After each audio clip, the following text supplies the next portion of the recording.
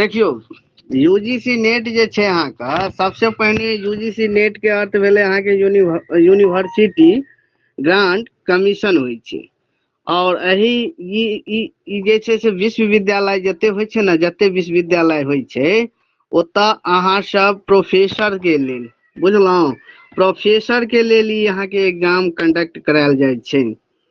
और ई एग्जाम अहाँ के साल में जे छै से 2 बेर होइ छै, साल में 2 बेर होइ छै, 2 बेर। देखियो ई साल में अहाँ के 2 बेर कराओल जाइ छै, प्रत्येक 6 महीना में। एक बेर एकर अहाँ के एग्जाम होइ छै जून में, एक बेर कराओल जाइ छै, आ एक बेर दिसंबर में कराओल जाइ छै। तो जून वाला एग्जाम समथिंग अहाँ के मई में एकर फॉर्म निकाल देत, मई में एकर फॉर्म निकल जाइ छै। आ एक बेर जे छै से दिसंबर वाला के जे फॉर्म जे छै अहाँ का अक्टूबर में निकाल देत, अक्टूबर के आसपास एकर फॉर्म रिजल्ट देला के बाद जखन जून वाला के रिजल्ट क्लियर कर दै छै तखन यहाँ के दै छै। एहि के लेल मिनिमम आयु जे होइ छै अहाँ का, मिनिमम एज उम्र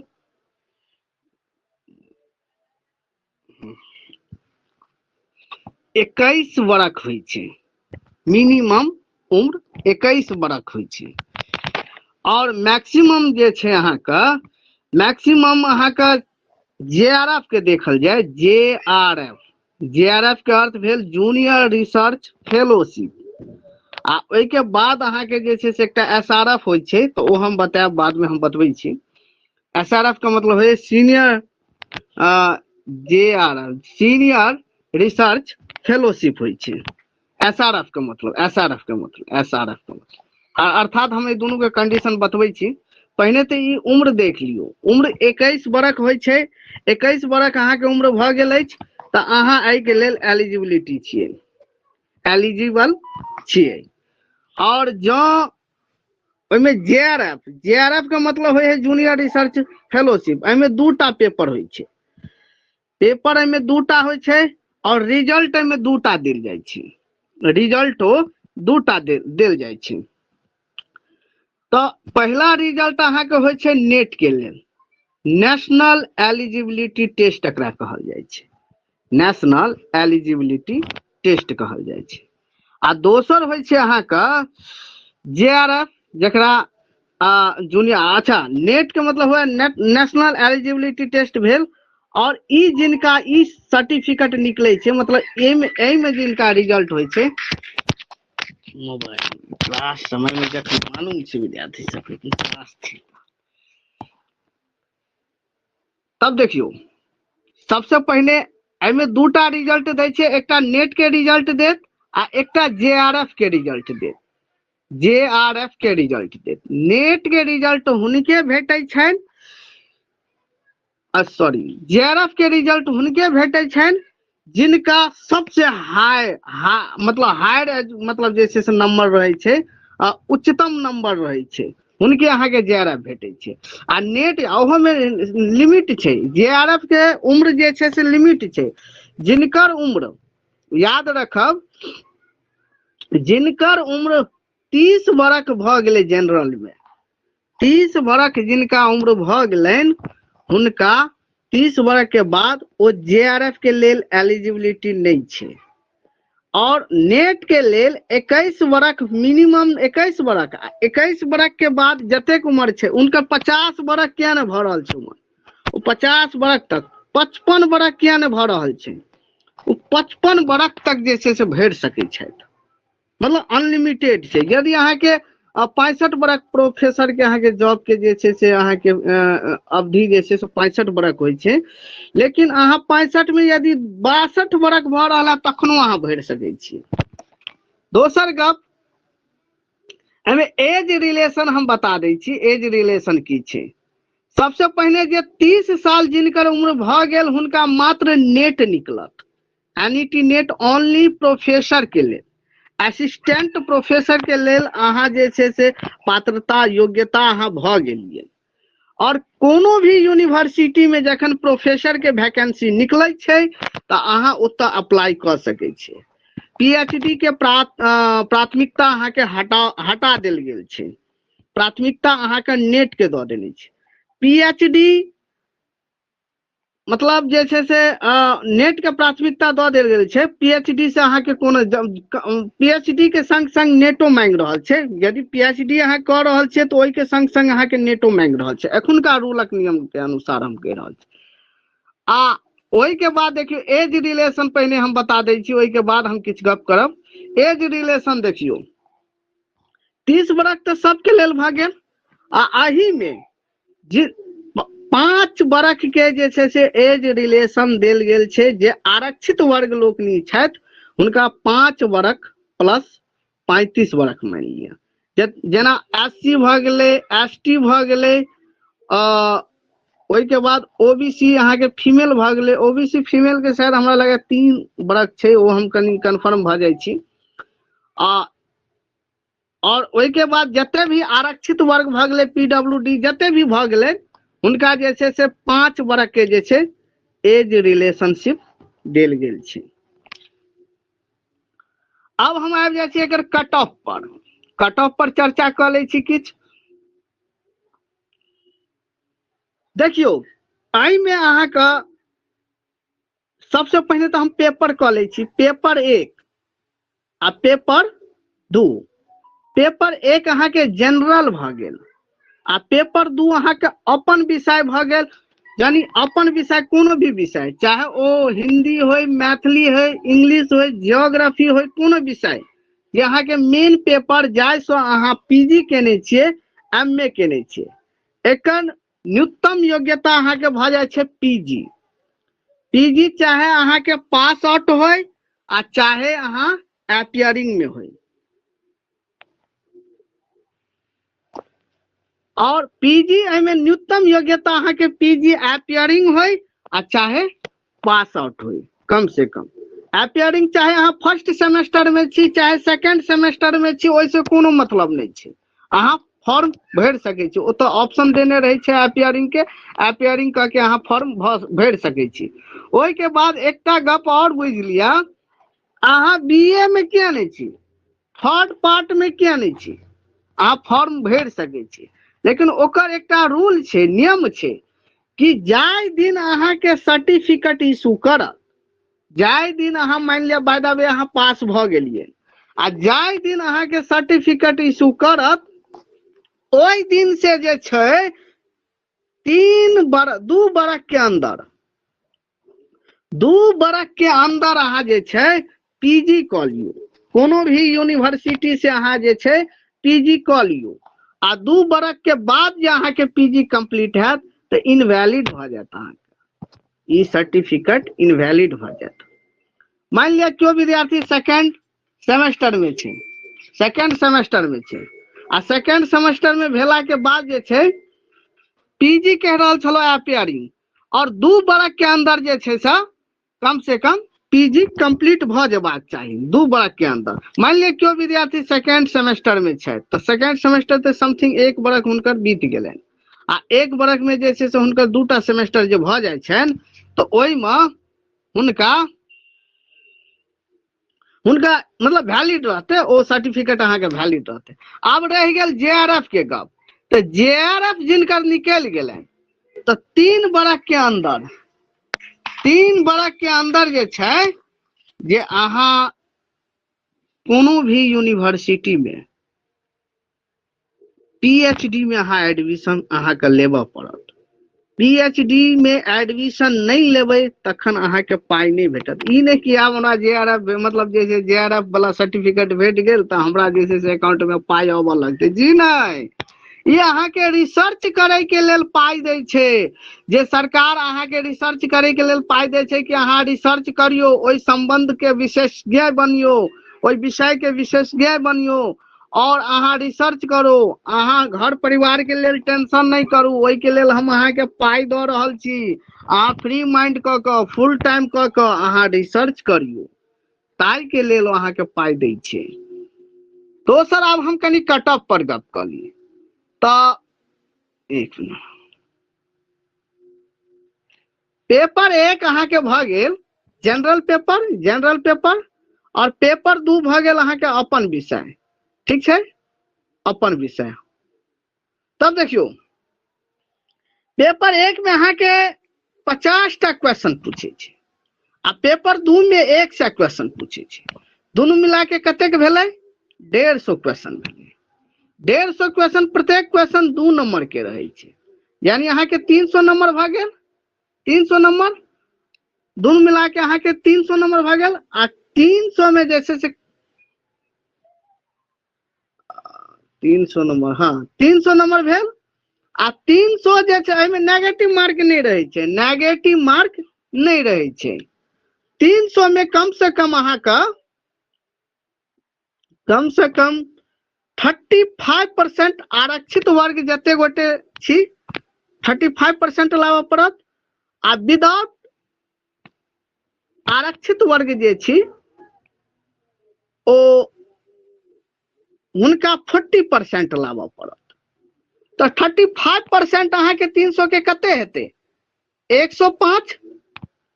300 के 105 जो अहाँ 105 अहाँ लाइव लेलिए तो अहाँ पास नहीं भेलिए, इहो बुझियो अहाँ पास नहीं भेलिए। आप किया नहीं भेलिए इहो बतबै छी।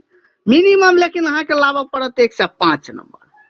और 30% वाला के 35% वाला के 35% वाला के आ 40% वाला के लाबऽ पड़त अहाँ का 120 नंबर। 120 नंबर लाबऽ पड़त। अब हम कनी एकरा बैक करिए।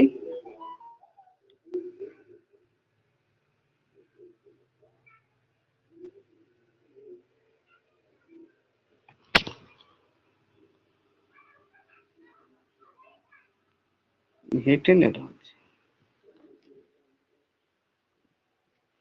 तब देखियो 120 नंबर अहाँ के 40% अहाँ ल के चलू। यदि आरक्षितो वर्ग में छी तो 40% ल के चलू, लेकिन जे रूल छे वो बतावे छी 120 और 105।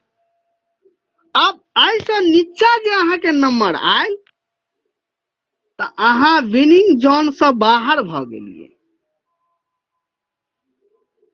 और 120 और 105 से ऊपर है या एते नंबर है तो सेफ नहीं छे। मुदा ओइ विनिंग जोन में अहाँ छे कि अहाँ के लकी लागे कि यदि कोनो विद्यार्थी नहीं रहतन, कोनो स्टूडेंट कैंडिडेट नहीं रहतन, या मान लिया अहाँ सिंगल छे तखन अहाँ के रिजल्ट द देत। अब करे की छे ई तो भ गेल अहाँ के कट ऑफ के गप। और आब भ गेल कि 6% अहाँ के रिजल्ट दे छे नेट में।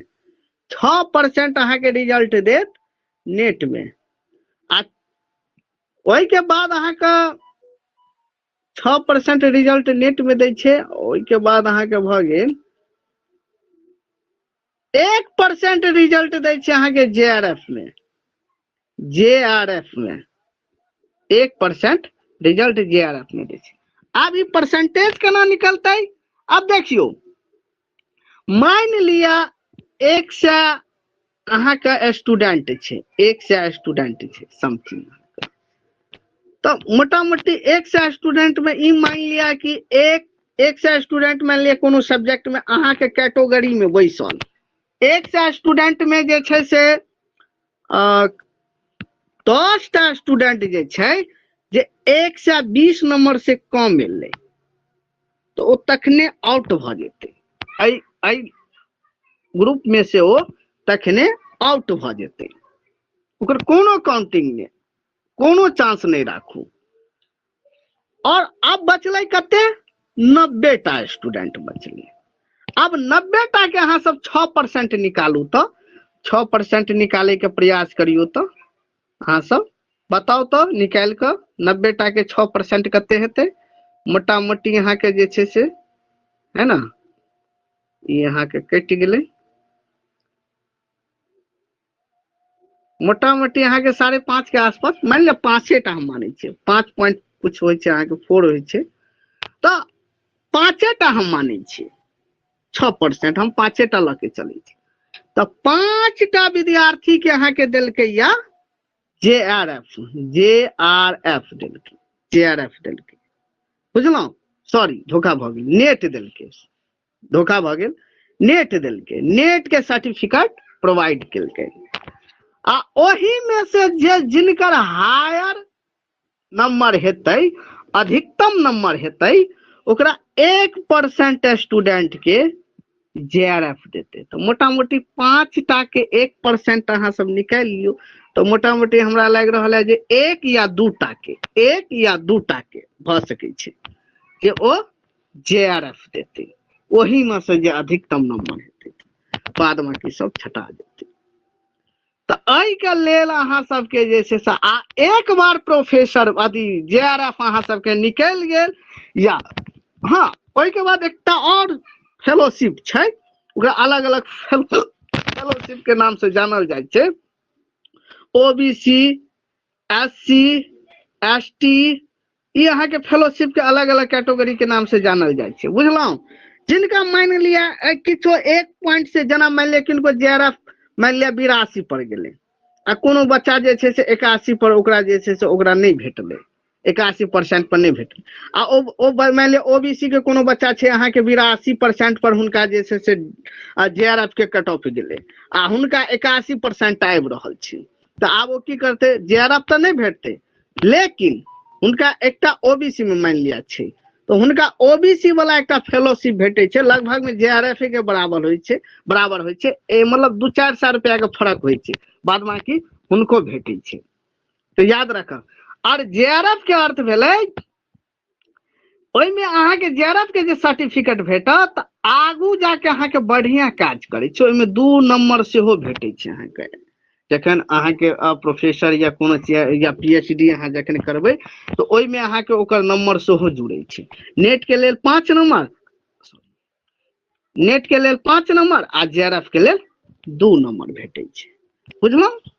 तो हमरा लाग रहल है जे एतो नीक जगह अहाँ सब बुझ गेल हेबैन और किनको दिक्कत अछि तो कहू, तै के बाद हम कनी आगू बढ़ाऊ।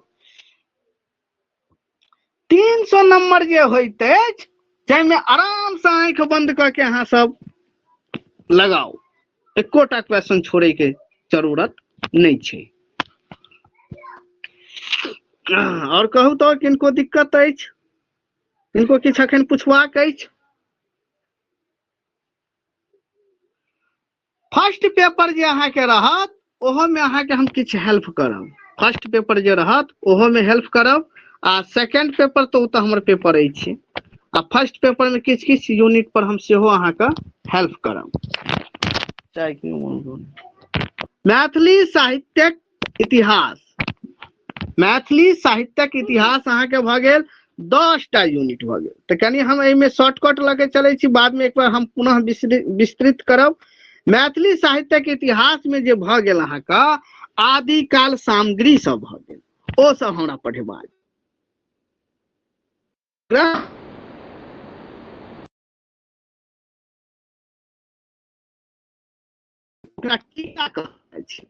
विभिन्न ग्रंथ में जैसे से मैथिली शब्दक प्रयोग ओकरा टीका कहल जाय छै और वह बताब अहाँ का आदिकाल सामग्री में मैथिली के विभिन्न ग्रंथ या विभिन्न पोथी में जैसे से मैथिली शब्दक प्रयोग।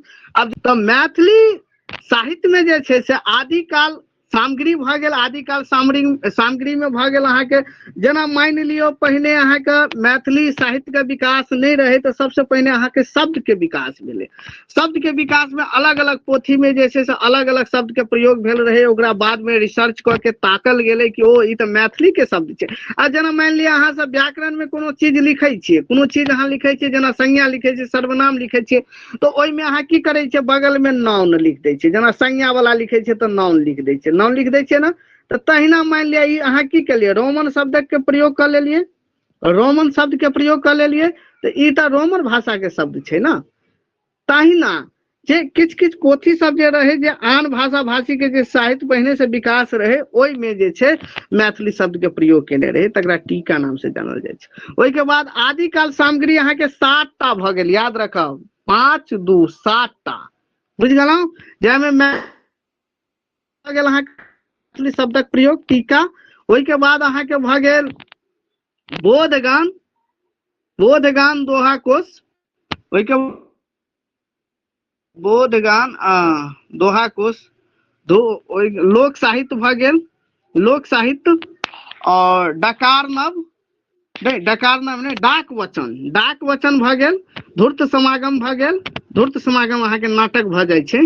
आ वर्ण रत्नाकर भ गेल, वर्ण रत्नाकर। देखियो एकटा भ गेल टीका, मैथिली विभिन्न ग्रंथ में जे छै से शब्दक प्रयोग भेल छै टीका।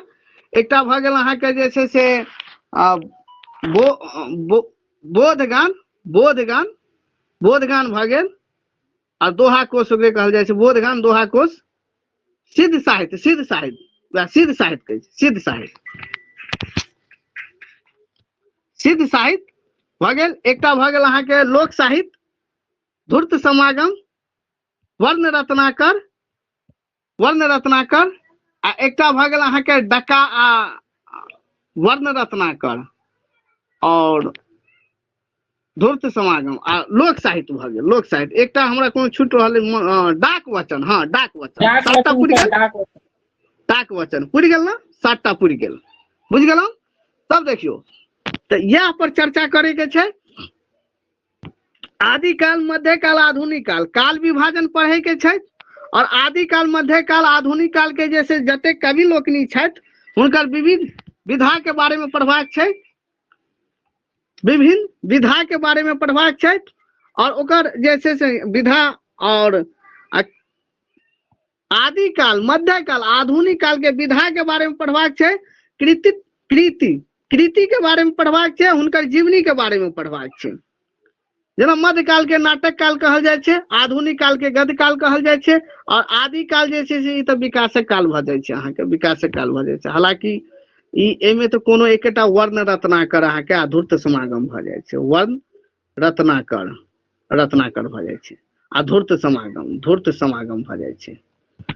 धूर्त समागम अहाँ के नाटक में आबि जाय छै। बस एते पढ़बाक छै। ओहि के बाद एतऽ देखू, ज्योतिरीश्वर ठाकुर, विधापति, उमापति, मनबोध, चंदा झा, लाल दास, सीताराम झा, रघुनंदन लाल दास, हिनका व्यक्तित्व आकृति पूरा जे छै से मतलब बखान करे के छै। पूरा जते छै हिनकर सबटा के करे के छै। ज्योतिरीश्वर ठाकुर अहाँ के भ गेल ज्योतिरीश्वर भ गेल अहाँ के आदिकाल कालीन जनक या प्राचीन कालक जनक अहाँ कह सकै छी, बुझ गेलौं। विद्यापति भ गेल अहाँ के मध्यकालीन जनक। और चंदा झा भ गेल आधुनिक कालक जनक। उमापति भ गेल अहाँ का कीर्तनिया नाटकक जनक, कीर्तनिया नाटकक जनक। मनबोध भ गेल अहाँ का कृष्ण जन्म, मैथिली साहित्यक पहिल महाकाव्य, कृष्ण जन्म के रचयिता। और मैथिली साहित्य में पहिल महाकाव्य भ गेल अहाँ के कृष्ण जन्म, ई मनबोध भ गेल। चंदा झा भ गेल आधुनिक कालक जनक। और एकरा युग प्रवर्तक सेहो कहल जाय छै, विद्यापति के युग प्रवर्तक सेहो कहल जाय छै। लालदास भ गेल, सीताराम झा भ गेल। सीताराम झा के ज्यादातर एक आध दूटा पोथी सबके नाम पूछे छै। आ रघुनंदन लालदास भ गेल। एते हमरा पढ़बाक छै। पत्र पत्रिका में अहाँ के भ गेल मिथिला मोद। हालांकि आप देखियो पत्र पत्रिका में बहुत डीप से अहाँ के क्वेश्चन उठाबै छै। जे हो मतलब जे हमर अहाँ के जे पहिनुका जे नोट जते बनल रहे ना, ओहि में से अहाँ के आप जे से 50% अब पुनः हमरा जे से नवका नोट बनबऽ पड़ते, मतलब वह में ऐड करऽ पड़ते। गप बुझलौं। क्वेश्चन के लेवल दू बेर से जे से बहुत ज्यादा बढ़ा देलकै। तो हमर तो पहिनुका के अकॉर्डिंग छलै नोट बनल। आ में अहाँ के 50 बुझियो ना 50% डिफरेंस क देलकै, 50% डिफरेंस क देलकै। तो मिथिला मोद भ गेल, मिथिला मिहिर भ गेल, मिथिला मैथिली साहित्य पत्र भ गेल, वैदेही भ गेल, स्वदेश भ गेल, मिथिला भ गेल, मिथिला भारती भ गेल। और मिथिला दर्शन, कर्णामृत और घर बाहर भ गेल। जाय में पहिल मैथिली पत्र भ गेल मैथिली हित साधन 1905 में जयपुर से बहरायल रहे, ओहो पढ़बाक छै। ओहो के बारे में किछ पढ़बाक छै, डिटेल रखे। बाद बाकी एकर पूरा डिटेल जे छै हम क्लास में देब। काव्य शास्त्र ई अंतिम में पढ़ाब। काव्य शास्त्र जखन एग्जाम के लगभग में महीना दिन बचते ना, तखन अहाँ के हम काव्य शास्त्र पढ़ाब। काव्य शास्त्र में देखियो एते हमरा टॉपिक पढ़बाक छै। टॉपिक एते पढ़बाक छै, तऽ एहिमे तऽ कोनो दिक्कते नहीं छै। एहिमे हम किछु अहाँ सब देख ले, बाद बाकी अहाँ सब लग तऽ PDF है छै, एते हमरा टॉपिक पढ़बाक छै। ओहिमे भाषा विज्ञान भऽ गेल। भाषा विज्ञान में जे छै से इहो अहाँके अंतिम में पढ़ाएब। ई 2टा यूनिट हम अंतिम में पढ़ाएब, बाद बाकी यूनिट हम सबटा पढ़ाएब।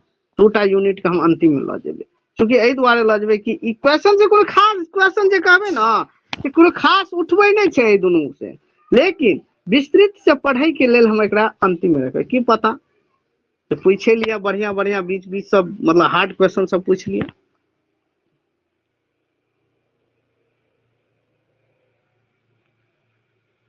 बाद बाकी ई जे 4म यूनिट जे अहाँके भऽ गेल, जो पहिल यूनिट के 50% अहाँके कवर एही में भऽ गेल छै। 50 ने 80%, 80% कवर पहिल यूनिट जखन पढ़ाएब हम, तो ओही से 80% कवर अहाँके ओते भऽ जाएत पहिले यूनिट में। पहिले यूनिट में याद रखब, जाहि में हमरा पढ़बाक छै वएह देखियौ, युग प्रवर्तक, युग प्रवर्तक, रचना, रामकाव्य, जे छै से नचारी, महेशवाणी, चंदा झा के भऽ गेलै, रामकाव्य, मिथिला भाषा रामायण अहाँके भऽ जाइ छै, गद्य अनुवाद, और पहिल अनुवादक, पहिल रिसर्च करता, अनुसंधान करता चंदा झा भेल। विद्यापति के पोथी अहाँके भऽ गेल पुरुष परीक्षा। पुरुष परीक्षा का पहिल अनुवाद करता चंदा झा भऽ गेल।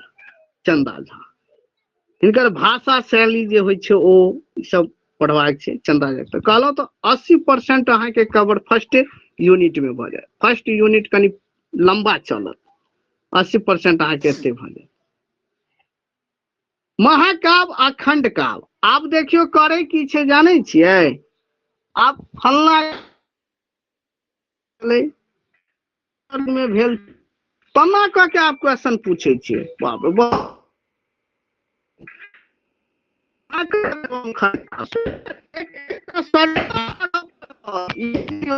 ऊपरे ऊपरे आपसे ने, अब एक एकटा अहाँ पढ़ऽ पड़त।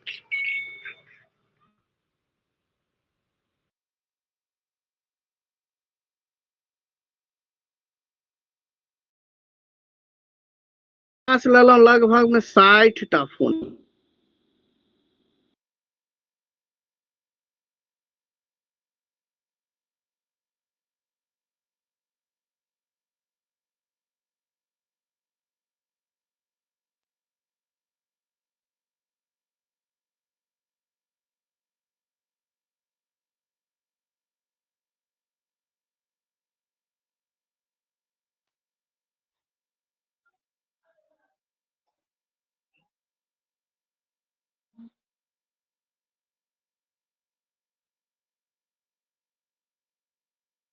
सर जी ऑडियो वीडियो दोनों।